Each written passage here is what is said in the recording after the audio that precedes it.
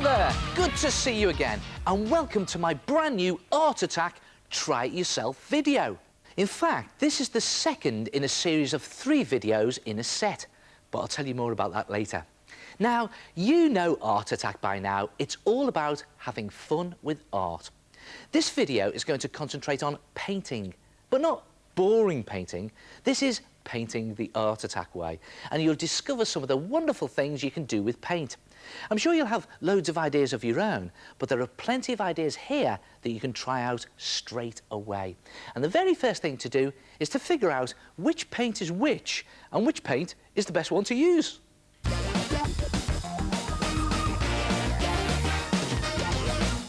Have you ever noticed all the different types of paint you can buy? Well, there's powder paint, there's poster paint, there's the good old watercolour paint, and then down in the tubes you've got oil paint, and over here on my big palette you've got acrylic paint. And what have they all got in common? You can paint pictures with all of them, but they're all different in their own way. And I guess the most delicate paint of all is probably watercolour. Now, if you just charge your brush up with plenty of water and just stroke the top of the watercolour palette there, you're getting your paint set, and then just paint it on in a thin wash like that. And it's a good idea just to get plenty of water on your brush, and you get this lovely sort of delicate wash that goes over your picture.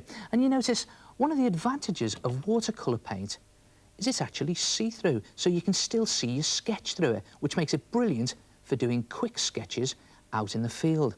And if you just charge your brush up with even more paint, and you get some great sort of, well, look at the way it's sort of, the colours are bleeding into each other there. And it's all running into each other. Get some great effects there, and just do the side of the house like that. Very quick and very easy to paint with. I think watercolours are one of my favourites. Now, one of the great things about powder paint or poster paint is you can mix them very thinly with a lot of water, and you get those lovely washes like watercolour, or you can mix them rather thickly and just charge up your brush with plenty of paint, and you get this fantastic, thick, rich coat. Look at that. A real good cover of paint there, and again, just plenty of paint on. And this paint is really good for painting pictures where you want a really thick cover of paint. Or if you want to do a poster painting, hence the term poster paint. And you can also use it straight from the bottle. Now, you've seen me do this a couple of times. Watch this. Just squeeze it out of one of those ready-mixed poster paint bottles. And again, a great effect in itself. Look at that. And I think one of the most versatile paints is probably acrylic paint.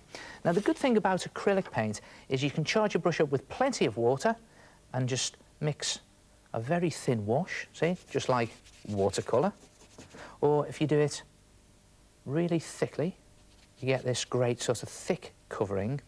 But the very best thing about acrylic paint is that it'll go on almost anything.